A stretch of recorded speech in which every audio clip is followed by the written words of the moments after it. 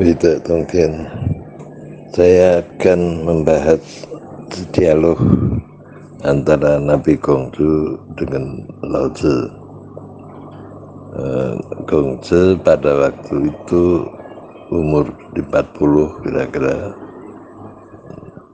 Dari Cifu pergi ke Luoyi, ke tempatnya perpustakaan yang dimiliki oleh Lao Tzu.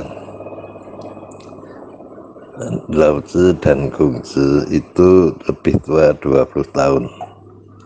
Menurut beberapa catatan saya lihat juga demikian. Nah, waktu itu Gongsu ingin bertemu dengan Lao Tzu karena Lao Tzu itu sudah lebih terkenal dan dianggap orang yang pandai. Gongsu merasa dia lebih muda dan dia perlu belajar pada Lao Tzu. Maka dia pergi ke Luoyi ditemani oleh muridnya bernama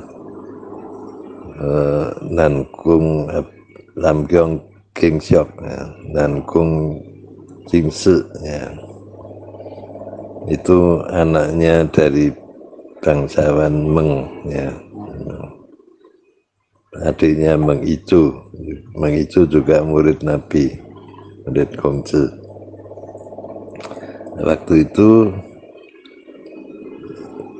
Gongsu tempat tinggal di perpustakaan Lao Tzu itu selama berbulan-bulan karena Lao Tzu mengendaki Gongsu membaca buku-buku yang ada di perpustakaan itu yang jumlahnya ribuan. Gongsu juga mengikuti karena Gongsu memang senang membaca, jadi cuma dibaca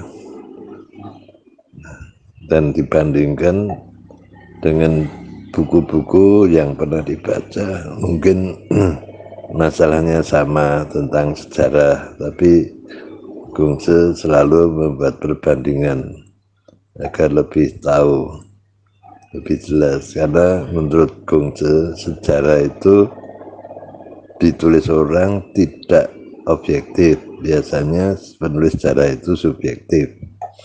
Oleh karena itu perlu ada pembanding. Nah, waktu Gongsu mau pulang ke Cifu, ya, mau meninggalkan perpustakaannya Lao Tzu, Gongsu sempat bertanya pada Lao Tzu, bagaimana kalau Ru dan Tao itu digabung? Ya, pertanyaan ini dijawab langsung oleh Lao Tzu, tidak bisa. Ru dan Tao harus ada, dua-duanya harus ada secara sendiri-sendiri. Gongsu sebenarnya setuju dengan pendapat Lao Tzu, namun Gongsu ingin satu penegasan dari Lao Tzu sendiri bahwa Ru dan Tao itu memang dua hal yang harus ada bersama-sama. Kalau kita perhatikan ajaran Lao Tzu itu dasarnya adalah Wu-wei. Wu-wei itu artinya tidak menentukan, tidak membuat satu kepastian, ya. Jadi semuanya itu biarlah berjalan sesuai dengan kodrat masing-masing. Demikian juga rakyat itu jangan diberikan satu arahan, ya, tapi diberi pemahaman. Jadi beda memberi pemahaman dengan memberi pengarahan. Kalau memberi pengarahan itu sudah ditunjukkan mana yang benar, mana yang salah. Tapi kalau pemahaman itu lain. Nah, orang akan belajar memahami sendiri-sendiri. Lao Tzu nampaknya lebih cocok dengan prinsip itu, yaitu orang diberi kesempatan untuk memahami, kemudian dia setelah memahami baru memilih sendiri. Nah, konsep Lao Tzu ini dalam filsafat disebut sistem teori teori dinamik ya, teori dinamik, budaya dinamik. Dari budaya dinamik itu artinya budaya itu berjalan sesuai dengan pilihan rakyat, pilihan penduduk, bagaimana dia mau memilih budaya yang seperti apa, itu biarkan. Nah, itulah konsep kuwe itu tadi. Jadi si Lao Tzu tidak mencampuri ya, tidak mencampuri rakyat, tapi hanya memberikan satu pemahaman dan rakyat biar memilih sendiri. Berbeda dengan konsep Gongce. Gongce membuat konsep budaya dramatik.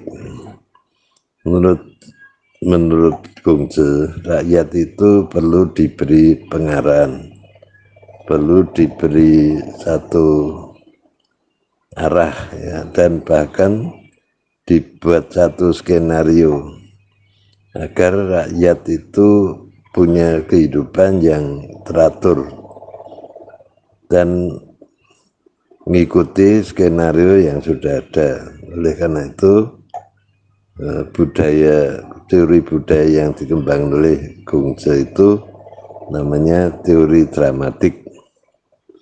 Jadi Gongce membuat skenario. Nah, skenario itu misalnya dengan upacara ya, didirikan kelenteng, itu adalah dari skenario yang dibuat oleh Gongce. Gongce memberikan ungkapan bahwa budaya tradisi Tionghoa itu tidak boleh hilang. Nah, supaya tidak hilang harus diarahkan. Maka Nabi Gongce menyebut Shujicha Pui Jisu, mengajarkan agama jangan merubah tradisi. Jadi budaya itu diarahkan oleh agama. Jadi Gongce membuat agama. Nah, agama untuk menwujudkan konsep dramatiknya, Gongce memang membuat agama. Jadi tata ibadah, tata upacara itu diatur semua. Ya, tempatnya diatur. Di kelenteng itu siapa yang disembahyangi diatur, maka ada Dinkung Tuhan sebagai tempat altar pertama yang harus disembahyangi. Kemudian baru ada senbing-senbing itu. Dan Gongce juga menjelaskan arti dari semua itu, baik Dinkung itu siapa, para senbing-senbing itu siapa, fungsinya apa, kemudian kelenteng itu fungsinya apa, itu dijelaskan semua dengan rinci. Kemudian ibadahnya satu persatu, sesajinya itu semua dijelaskan.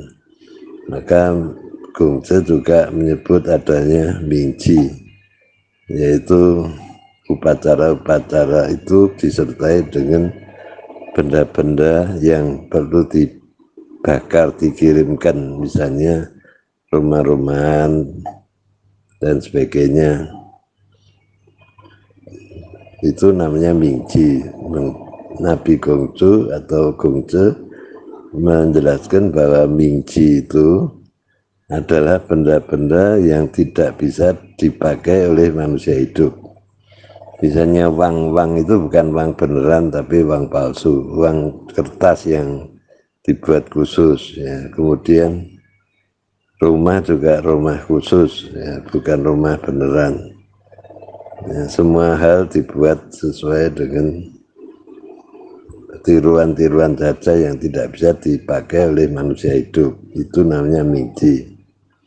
Kalau melihat nama istilah Mingji itu artinya alat penyerta supaya roh itu, orang yang meninggal itu diantarkan, disertai, jadi diberi apa namanya, bahasa Jawanya diberi sangu, diberi bekal ya.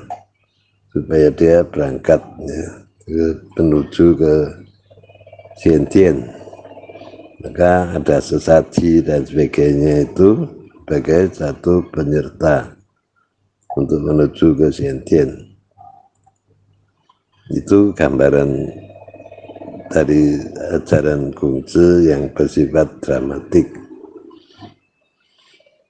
Kemudian Nabi Kungzi juga membuat sekolahnya. Sekolah ini adalah suatu bentuk yang paling jelas untuk mengarahkan masyarakatnya, karena murid-murid Nabi Kungzi yang jumlahnya 3.000 itu semuanya disiapkan untuk menjadi calon pejabat negara ya, dari jenderal, perdana menteri sampai ya pejabat-pejabat yang lebih bawah ya. Itu semuanya sudah diatur oleh Kungzi, sehingga kalau orang mengatakan bahwa konsep Kungzi itu adalah dramatik, maksudnya dramatik adalah sudah ada skenario-nya dengan jelas, itu tidak salah ya, memang benar, dan itu memang diyakini oleh Nabi Kungzi. Kalau rakyat tidak diberikan satu pertuntunan yang jelas, yang konkret ya, maka itu tidak bisa ya, tidak bisa.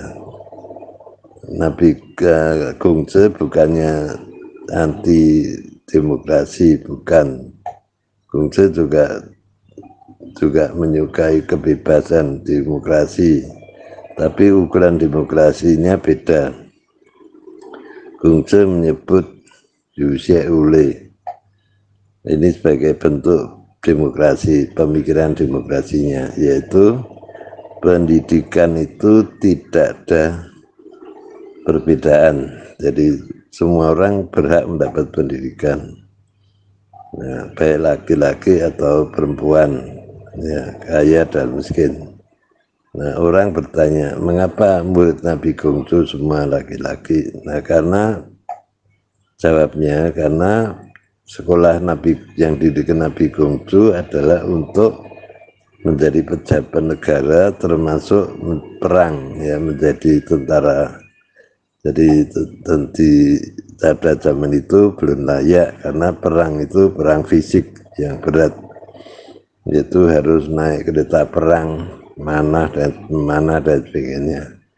Dan itu menurut Kungzi itu bukan pekerjaan perempuan, karena pekerjaan perempuan itu lebih ke rumah mendidik anak ya, karena perempuan itu secara kodrat ya punya tugas hamil dan melahirkan anak, kemudian merawat anak sampai anak itu dewasa.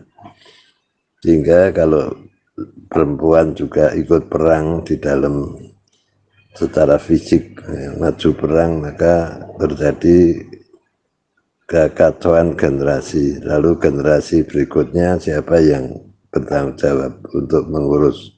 Itulah yang ditentukan ya, dengan pilihan Nabi Kungzi, murid-muridnya adalah laki-laki. Nah, yang perempuan diberi pendidikan tapi tidak di sekolah, itu biasanya pendidikannya itu di luar sekolah ya, termasuk di rumah tangga, karena anak-anak perempuan biasanya diberi pelajaran menjahit, memasak, dan seterusnya yang kaitannya dengan pekerjaan rumah tangga. Tuh, jadi dramatiknya Kungzi itu sangat jelas, termasuk dalam politik ya, dalam politik bagaimana pemimpin itu harus dipilih, syarat-syaratnya apa. Nah, kemudian tugas tentara, tugas rakyat, tugas petani, maka Kungzi menyebut senungkung sang ya, itu cendekiawan, nung itu petani, kung itu pekerja profesional, dan sang itu adalah pedagang.